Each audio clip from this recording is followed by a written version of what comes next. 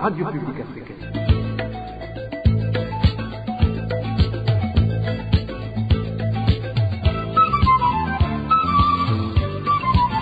Radio Publique Africaine.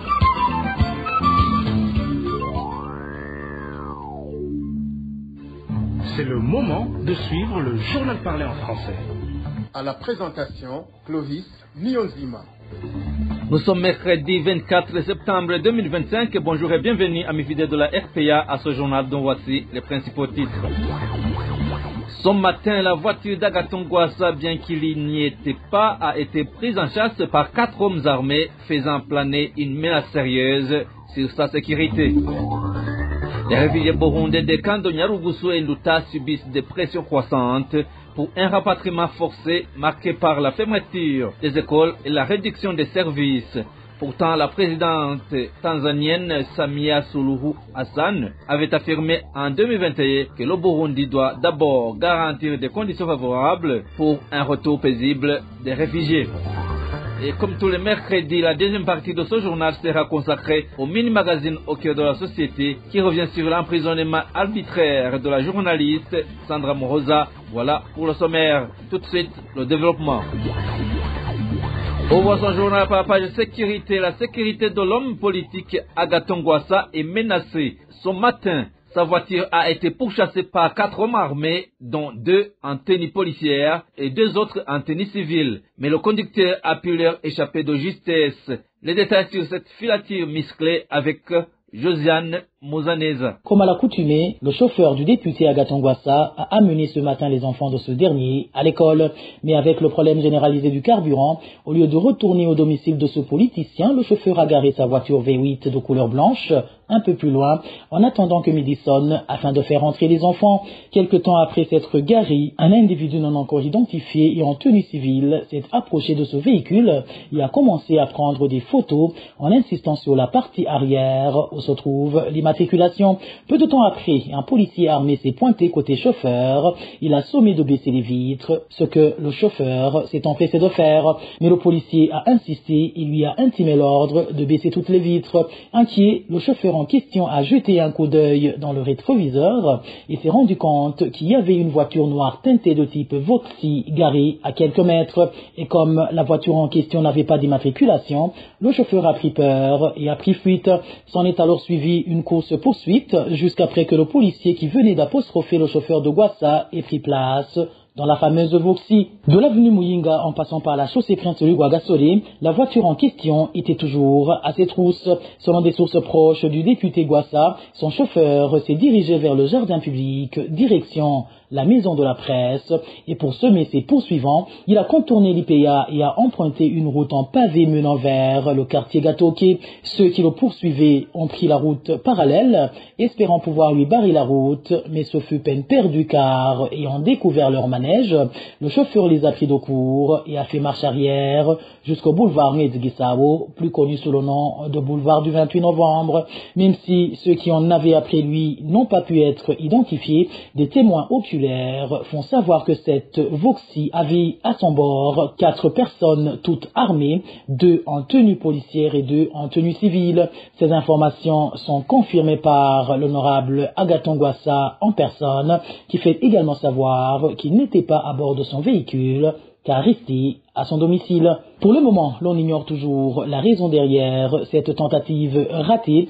mais le fait est que les proches du politique Rwasa disent avoir reçu des informations faisant état d'un plan visant à attenter à sa vie qui serait en cours. Merci à toi, Josiane Muzaneza. Et le chef de la sous-colline Gatsilo, situé dans la zone Rusengo, commune Ruyigi de la province de Buhumuza, a été violemment battu dans la nuit de lundi à mardi par les Imbonerakure de cette zone pour avoir refusé de leur acheter de l'alcool. La victime est actuellement en soins dans l'un des hôpitaux de la province de Gitega. Sa famille ainsi que les habitants de la localité exigent que les auteurs de cette agression soient traduits en justice, d'autant plus que les agresseurs semblent agir en toute impunité. Danny Claire, Ilatkumva. La personne qui a été battue par les jeunes Imbonerakure est Sabimbona, chef de la sous-colline Rutsiro. Des habitants de la localité qui se sont confiés à la RPA disent que ces Imbonerakure ont intercepté Sabimbona alors qu'ils se rendaient au chef-lieu de la zone. Ils lui ont alors ordonné de leur offrir à boire sous prétexte qu'il avait été élu à la tête de cette sous-colline. Selon nos sources, Sabimbona leur a effectivement payé une tournée, mais ces jeunes lui ont exigé de recommencer. Celui-ci a répondu qu'il n'avait plus d'argent. Ils se sont alors rués sur lui et l'ont frappé jusqu'à lui fracturer la jambe. Ils l'ont attrapé et l'ont frappé jusqu'à la jambe, qui s'est retournée. Sabimbona a crié au secours, mais personne n'est venu l'aider. Les gens qui étaient tout près ont vu la scène, mais ont eu peur en disant « Si nous intervenons, ces Imbonerakure vont aussi nous battre et nous risquerons de mourir. » Les habitants interrogés par la RPA nous ont indiqué que ceux qui étaient en première ligne dans ces violences contre ces citoyens sont Parmi ces Imbonerakure, ceux que nous avons pu identifier sont le chef des Imbonerakure appelé Mamba, un autre surnommé Jesse ainsi qu'un autre nommé Jérémy. Au total, il y avait environ 8 à 10 Imbonerakure de la localité d'Orusengo. Ce responsable dont la vie a été mise en danger par ces Imbonerakure a finalement été transféré ce mardi à l'hôpital de Kivuye, en province de Gitega, car son état était très critique. Les habitants de cette zone demandent que ces Imbonerakure soient arrêtés et punis, car ce n'est pas la première fois qu'ils brutalisent la population. Ces jeunes Imbonerakure sont également accusés de tendre des embuscades aux passants la nuit et de les dépouiller de leurs biens. Pour l'instant, la rédaction de la RPA n'a pas encore pu recueillir la réaction des autorités administratives de la région concernant ces extractions. Dans Niclair, il trouve le réseau des citoyens probes RCP en sigle condamne fermement la recrudescence des cas d'enlèvement qui plongent les familles des victimes dans une désolation totale. En se basant sur les 4 cas documentés dans moins de 2 mois, Gervais Niwigila, vice-président du RCP, demande aux autorités burundaises d'ouvrir des enquêtes et de poursuivre les responsables de ces crimes et à la communauté internationale de s'activer pour l'arrêt de ces violations graves des droits humains. Suivez plutôt Gervais Niwigila, il est vice-président du RCP. Le réseau Soyez Probe exprime sa profonde inquiétude face à la recrudescence des dispersions forcées enregistrées ces derniers jours au Burundi. Pour la période d'août à septembre 2025, au moins 4 cas ont été documentés et viennent rappeler l'ampleur et la gravité de ce phénomène qui constitue une violation grave et continue des droits humains. Parmi les victimes figure Audace Chitungier, militaire à retraite, originaire d'Ogitega, enlevé en plein jour le 21 septembre 2025 à Bujumbura par des agents identifiés comme membres de la police nationale. D'autres cas alarmants concernent Alexis Nimbona, président en Suède, arrêté à l'aéroport international de Bujumbura le 12 septembre et porté disparu depuis le 14 septembre. Onésime Akiman, introuvable depuis le 3 septembre après avoir quitté sa famille à Mwakiro, ainsi que Fabien Nzigiman, enlevé début août 2025 par des agents du service national de renseignement, malgré le paiement d'une rançon par ses proches. Cette dispersion forcée plonge les familles dans une détresse insupportable et rappelle de sombres pratiques d'impunité. Le réseau de Soyez Probe condamne fermement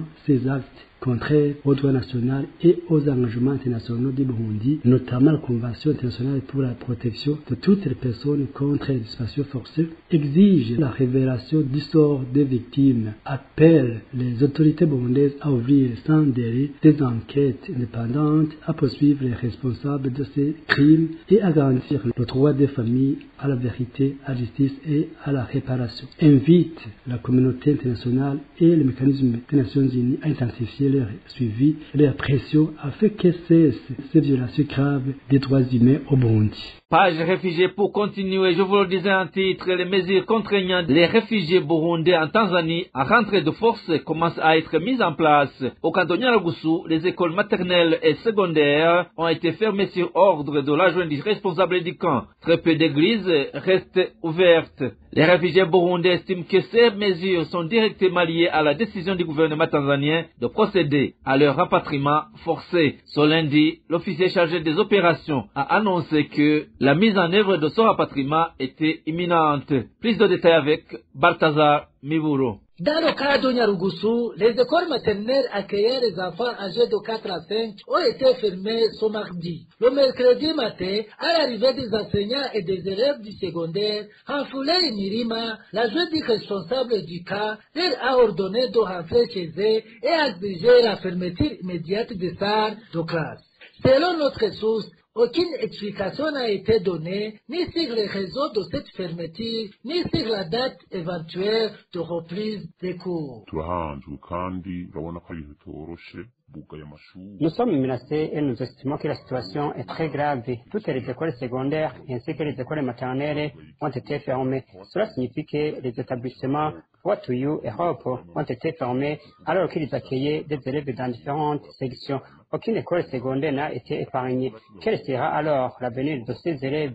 Seules les écoles primaires, appelées écoles fondamentales de la première à la 9e année, restent ouvertes. Mais même à ce niveau, on nous a prévenu qu'en décembre, elles seront également fermées et qu'il n'y aura plus d'écoles dans le camp. mu kwezi kw'icumi na kabiri bashobora kuvyugara bagasiga ata mashuri ariko arabandanya mu nkambi. Outre la fermeture des établissements scolaires, un ordre a également été donné aux responsables des différentes confessions religieuses. Chaque religion ne pourra conserver qu'une seule infrastructure dans le camp. Plusieurs sources sur place rapportent que les réfugiés burundais ont été formellement avertis. Toute personne surprise dans des lieux de culte réservés aux réfugiés congolais sera sanctionnée. Ils nous laissent ouvertes que 10 églises, mais même à ce sujet, ils ont averti que la fermeture est imminente. Nous vous demandons d'alerter l'opinion et de prier pour nous, car nous craignons que la situation ne se détériore davantage dans les jours à venir. Ces mesures font suite à une annonce faite ce lundi par le colonel général Rajab Kanani, l'officier chargé des opérations en Tanzanie. Lors d'une réunion avec les responsables religieux du camp, il a déclaré que la mise en œuvre du rapatriement forcé des réfugiés burundais allait bientôt commencer. Merci à toi, Balthazar Miburo. La persécution des réfugiés burundais ayant fui vers la Tanzanie est également en train de se produire dans le cas d'Onduta, où les écoles ont été également fermées ce matin, en plus de la réduction des activités de plusieurs organisations opérant dans ce camp. Les réfugiés burundais dans ce camp signalent déjà de graves conséquences, y compris un nombre croissant de décès. Dini Karondo nous fait le point. L'école secondaire lycée d'espoir d'Onduta a été fermée ce mercredi matin, tout en commençant par l'arrivée d'un véhicule de l'administration de Makazi. Après être entrés dans le bureau du directeur, ils lui ont demandé de dire aux élèves de rentrer chez eux. Les clés de l'établissement ont été remises aux autorités gouvernementales tanzaniennes en Nduta, raconte notre source. Que ce soit les élèves, les enseignants ou même le directeur, on leur a dit de sortir. Ils sont sortis avec les élèves et les professeurs, puis l'ONA a posé un cadenas avant de fermer les écoles. Ainsi, toutes les écoles secondaires de la 11e à la 13e année, dans toutes les sections, ont été fermées. Il n'en reste aucune verte. Tout le monde a dû rentrer chez soi. La situation dans le camp de Nduta se détériore. Au-delà des problèmes liés aux écoles, les organisations humanitaires qui soutiennent les réfugiés ont réduit les activités, comme c'est le cas par la fourniture d'eau par le Conseil norvégien pour les réfugiés CNR qui a été interrompu. Dans le domaine médical, les ONG, IRC et MSF ont également réduit leurs services. Les soins qui étaient assurés directement dans le cadre par MSF sont désormais transférés à la Croix-Rouge et aux hôpitaux publics de Kibondo. Nos sources indiquent que MSF procède à la fermeture progressive de ces services et prévoit d'arrêter toutes ces activités d'ici décembre. Les réfugiés s'inquiètent des conséquences, en particulier de l'augmentation des maladies sexuellement transmissibles et des grossesses non désirées, puisque les services de planning familial ont été fortement réduits. Ils signalent également une hausse du nombre de décès par rapport aux périodes précédentes. Merci à toi, Dini Karondo. Dans l'entretemps, en date du 26 octobre 2021, le chef de l'État tanzanien Samia Suluhu Hassan a affirmé que même si la Tanzanie, en collaboration avec le HCR, ont pu rapatrier certains réfugiés burundais, plusieurs d'entre eux reviennent demander l'asile en Tanzanie car leur sécurité est menacée à leur retour au Burundi. La présidente de la Tanzanie fait savoir que dans une réunion avec le HCR, l'État tanzanien avait demandé qu'au Burundi, il y ait une mise en place des conditions favorables au retour paisible et définitif des réfugiés burundais. Je vous propose d'écouter Samia Suluhu Hassan, la présidente de la République tanzanienne. Tuna wakimbizi kama 347,600 kutoka Burundi, lakini tuna wakimbizi wengine. Nous hébergeons plus de 3047 et 600 réfugiés burundais. Mais il y a aussi 200 000 Congolais et 368 autres ressortissants de différents pays. Nous les supportons et nous savons où ils se trouvent. La province de Kigoma compte 3 camps de réfugiés. Dans des entretiens organisés l'année dernière, nous nous sommes convenus avec le HCR de les rapatrier. Nous avons commencé par les Burundais. Pour les Congolais, la situation n'est pas encore favorable chez eux. Au Burundi, nous saluons les initiatives du président Ndayishimiye. Il a fait régner la paix et la sécurité et nous avons rapatrié les réfugiés. Mais par la suite, le constat a été qu'ils n'ont pas trouvé de parcelles et terres cultivables et même l'accueil est moins chaleureux. On leur demande d'où ils étaient partis et pourquoi ils avaient fui le pays. C'est ainsi qu'ils optent pour reprendre le chemin de l'exil. Nous avons alors sollicité des entretiens avec le HCR et autres organisations de l'ONU dans le but de les sensibiliser à s'occuper de tous ces problèmes qui empêchent les réfugiés burundais à rentrer dans leur pays natal. Au cas contraire, ces réfugiés rentrent et après un certain temps, ils reviennent puisqu'ils sont mal accueillis chez eux avec des conditions de vie difficiles. Et quand ils reviennent, ils sont les bienvenus car nous avons signé la convention d'accueillir n'importe quel réfugié qui choisit notre pays et le traiter dignement. Tumesaini mikataba ile ya kimataifa ya Umoja wa Mataifa kwamba tutapokea na tutatunza wakimbizi. Après une courte pause, la page politique. RPA. Le discours du président Ndayishimiye sur le dossier du détournement de 54 milliards destinés à la construction du barrage hydroélectrique d'Omanda est un autre cas illustrant le recours à la ruse baptisée Igisalagato par les dirigeants du CNDD-FDD. En octobre 2021, le président Ndayishimiye s'était rendu sur le site où devait être bâti ce barrage. Revenons sur ces déclarations d'alors.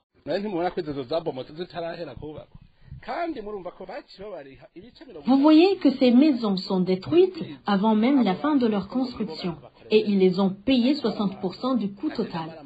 Imaginez-vous, et ces gens sont censés être au service du peuple. C'est aberrant. Moi-même, en tant que chef de l'État, je suis sidéré. Voir 54 milliards se volatiliser comme ça. D'abord, ce que vous devez savoir, on ne va pas abandonner ce projet. Il doit être réalisé et ces fonds récupérés. Donc, je décide. Je suis ici avec le ministre. Je te donne 2 semaines et donne-moi le rapport bien détaillé de tout ce qui a été mal fait, de tous les responsables. Et ainsi, au moment de poursuivre le projet, qu'on sache ce qui a été bien construit et qu'on le présente à l'équipe qui prendra la relève. Bob Rugurika affirme que ce qui prouve qu'il s'agit bel et bien de cette ruse et que quelques temps après, le président Ndayishimiye s'est rétracté en disant qu'il n'existait pas de preuves tangibles du détournement de ces milliards. Or, la vérité est que le président Ndayishimiye fait partie de ceux qui se sont partagés ces fonds. Suivez Dr Bob Rugurika, directeur de la RPA.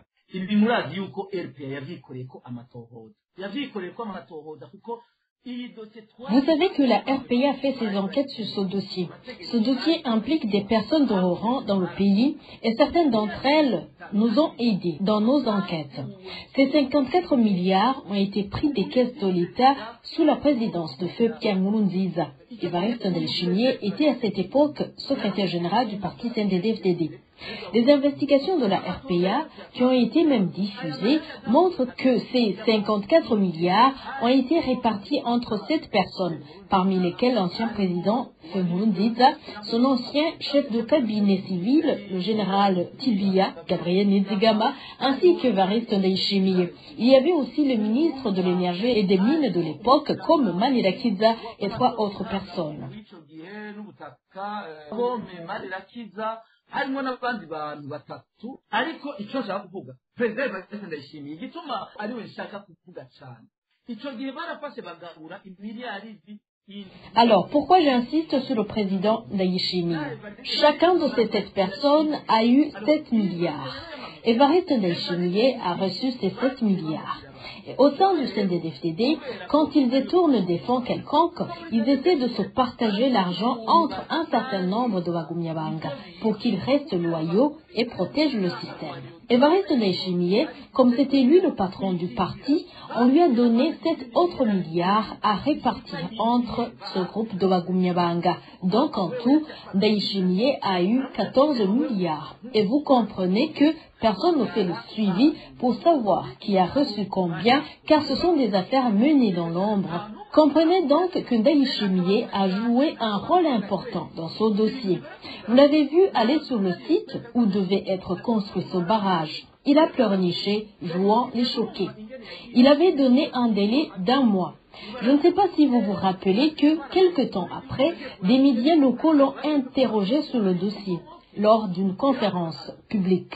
Ndayishimiye a bégayé et s'est rétracté, disant que par après, il a découvert qu'il y avait encore des zones d'ombre dans ce dossier. Ici, la question à se poser est qui alors a détourné cet argent? Ils volent les deniers publics et pour manipuler les Burundais et éviter qu'ils ne se révoltent, ils décident d'user de leur ruse baptisée Igisaratoga.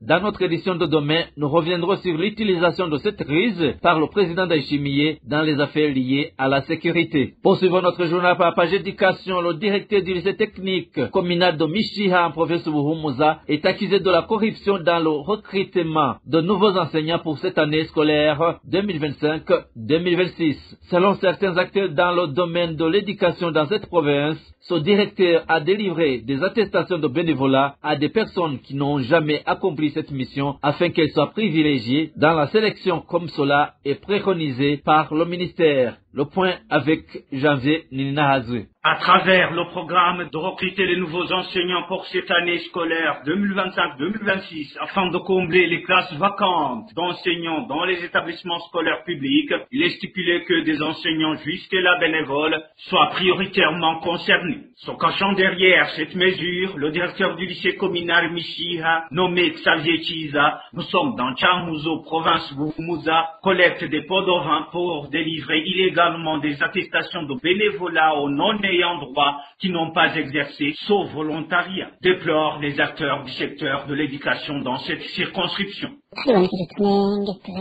Des irrégularités énormes sont remarquables, surtout dans la direction de l'enseignement de Gisagara. Ici, l'on signalerait l'octroi de beaucoup de faux certificats de bénévolat chez ceux qui n'ont jamais exercé sauf volontariat. Ces certificats provenaient essentiellement de la direction de l'éducation à Mishiha, délivrés par le directeur du lycée technique de Mishiha, nommé Xavier Chiz. Selon les mêmes informations, ces certificats étaient sanctionnés par une somme d'argent évaluée à 100 000 francs burundais donnée à Xavier Chiz. Ainsi, le corrupteur est censé être parmi les favoris dans le recrutement. Pour te délivrer ce certificat, la honte est que tu devrais lui donner 100 000 francs. Mais la question que l'on se pose est de savoir si cette direction scolaire n'avait aucun enseignant au moment où 70 certificats de bénévolat y ont été délivrés. Votre inquiétude, si jamais ces corrupteurs ne seraient pas recrutés, seraient-ils prêts à procéder au remboursement de cet argent? Que la direction provinciale de l'enseignement en province de Buhumuza s'applique sur la problématique dans les brefs délais pour que ceux qui ne seront pas retenus soient restitués de leur argent. Sur 70 dossiers de candidats au recrutement, plus de 20 ont été manipulés par ce directeur, Xavier Chiz. À titre illustratif, l'on citerait un certain Jean Bertimans Nichainhazi, ancien secrétaire de l'ancienne commune Mishiha, ainsi que l'épouse de Simon Sindaigaya, le représentant zonal du parti CNDD-FDD. La rédaction de la RPA a essayé de joindre le concerné de l'éventuelle corruption Xavier Chiza, directeur du lycée communal Mishiha, sur son portable ayant le numéro 61 36 40 43, mais sans succès. Merci à toi Janvier Ninina Hazri. Et dans la page sportive, ce mercredi 24 septembre 2025, le championnat du monde de cyclisme sur route était à sa 4e journée. L'épreuve de la journée était le relais mixte sur une distance de 42,4 km. Le regagnant de cette épreuve est l'équipe australienne composée de Matthews Michael, Lucas Plapp, Van Jay, Brody Chapman, Amanda Spratt et Felicity Wilson. Ils ont mis 54 minutes 30 secondes et 47 centièmes pour parcourir les 42,4 km. L'équipe australienne championne de cette discipline l'année passée ont devancé les Français de 5 secondes 24 centimes. La 3e place est revenue à l'équipe suisse. Ce jeudi, les choses les plus sérieuses vont commencer avec une course en ligne Espoir Femmes de 119,3 km. C'est l'heure de votre rendez-vous avec le mini-magazine au cœur de la société. Dans cette édition, nous revenons sur l'emprisonnement arbitraire de la journaliste Sandra Muhoza. Elle reste en prison alors que la cour d'appel de Mukaza s'est déclarée incompétente pour juger cette affaire. Au cœur de la société, une émission présentée par Désiré Hatungimana. Au cœur de la société. Au cœur de la société est une émission préparée en synergie par les radios Inzamba, Agatekakawe, Radio RPA, Idjouya-Wanyagihugu, ainsi que la radio-télévision Renaissance. Au Burundi, plusieurs personnes sont arbitrairement emprisonnées dans différentes maisons de détention. Plusieurs juristes indiquent que la cause n'est autre que l'ingérence des politiques dans les dossiers judiciaires, ce qui compromet sérieusement l'indépendance de la magistrature burundaise. Aujourd'hui, nous revenons sur le cas de la journaliste Sandra Muhoza, qui reste en prison sans aucun motif valable. Au cœur de la société, une émission présentée par Désiré Hatungimana.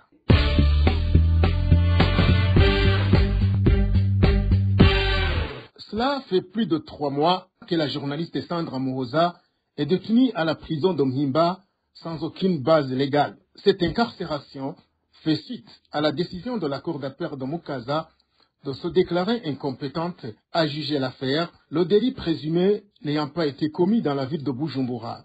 Le maintien de Sandra Muhoza en détention constitue ainsi une violation flagrante de la loi et commence à affecter son état de santé. Les détails avec notre consoeur de la radio Inzamba, Julienne Muzinga. Depuis le 13 juin, la cour d'appel de Mukaza s'est déclarée incompétente à poursuivre le dossier de la journaliste Sandra Muhoza, estimant que l'infraction reprochée n'avait pas été commise à Bujumbura, mais dans la province d'Ongozi. Cette décision annulait de facto la condamnation prononcée en première instance, ainsi que le mandat d'arrêt du parquet de Mukaza à l'origine de son incarcération. Pourtant, plus de 3 mois plus tard, la journaliste reste détenue illégalement. La privation de liberté de Sandra constitue une violation flagrante de la loi et affecte déjà sa santé. Elle souffre d'une hernie discale. Pour rappel, Sandra Muhoza, alors journaliste aux médias en ligne La Nova, avait été arrêtée le 12 avril 2024 à Ngozi par les services de renseignement. On l'accusait d'avoir diffusé sur WhatsApp des informations évoquant une supposée distribution de machettes à la jeunesse du parti CNDD-FDD.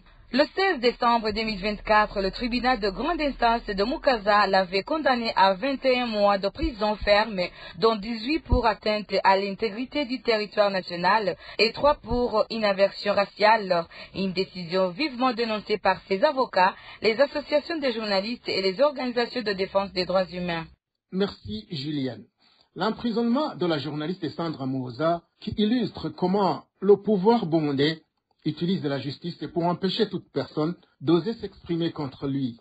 C'est ce qu'explique Anita Gateretse, chargée de la coordination des projets au sein de l'Action chrétienne pour l'abolition de la torture à Kat Burundi. Elle dénonce une violation des lois dans les circonstances de cette arrestation ainsi que des accusations non étayées par des preuves. La Kat Burundi demande la libération de cette journaliste et appelle les autorités burundaises à faire preuve d'humanité et à respecter les lois ainsi que les engagements internationaux auxquels le pays a souscrit. L'Action des chrétiens pour l'abolition de la torture, la CAT Burundi, exprime sa vive préoccupation face à l'incarcération injuste de la journaliste Sandra Muhoza, qui est victime de graves irrégularités judiciaires et de poursuites arbitraires depuis une année et 5 mois. En effet, le dossier de Sandra Muhoza est entaché de violations manifestes du Code de procédure pénale burundais, qui garantit normalement à tout justiciable le droit à un procès équitable, à la présomption d'innocence et à une défense effective selon le Code de procédure pénale. Il est à noter que les chefs d'accusation portés contre la journaliste sont dépourvus de tout fondement factuel, proposant sur des allégations montées de toutes pièces visant à criminaliser son travail journalistique. L'absence de preuves tangibles et la précipitation dans la procédure judiciaire révèlent aussi une instrumentalisation de la justice à des fins de répression. Cette procédure porte atteinte aux libertés fondamentales car sur le plan national, que ce soit la Constitution nationale, elle garantit la liberté d'expression et de presse ainsi que le droit d'informer et d'être informé. Donc, l'incassation de Sandra constitue une violation directe de ces dispositions constitutionnelles. Sur le plan international, le Burundi est lié par le pacte international relatif aux droits civils et politiques, garantissant une liberté d'expression, la Charte africaine des droits de l'homme et du peuple, ainsi que d'autres instruments. Ceci s'inscrit dans un contexte répressif qui est là, qui a été instauré par le pouvoir, ce qui fait que le cas de Sandra s'inscrit dans un climat de verrouillage accru de l'espace civique au Burundi, marqué par la criminalisation du journalisme indépendant et les attaques répétées contre les défenseurs des droits humains. La CAT Burundi demande la libération immédiate et inconditionnelle de Sandra Muhoza. La CAT Burundi appelle les autorités burundaises à respecter les obligations nationales et internationales en matière de protection des journalistes et de respect des droits à un procès équitable. La CAT Burundi exhorte aussi la communauté internationale, les mécanismes régionaux et onusiens à maintenir une vigilance accrue sur le Burundi et à soutenir les journalistes et les défenseurs des droits humains injustement poursuivis. C'est par ce clin d'œil d'Akat Burundi que nous mettons un point final à ce magazine au cœur de la société. Merci de l'avoir suivi. Vous étiez avec Désiré Atungimana. Rendez-vous mercredi prochain. C'était l'émission Au cœur de la société. Et voilà, chers auditeurs, c'est par ici que nous clôturons le journal en français de ce mercredi 24 septembre 2025. Merci pour votre aimable écoute. Merci également aux équipes rédactionnelles et techniques pour leur franche et parfaite collaboration. Et à la présentation de ce journal, vous étiez avec Clovis Nyonzima. Passez de bons moments chez vous. Au revoir.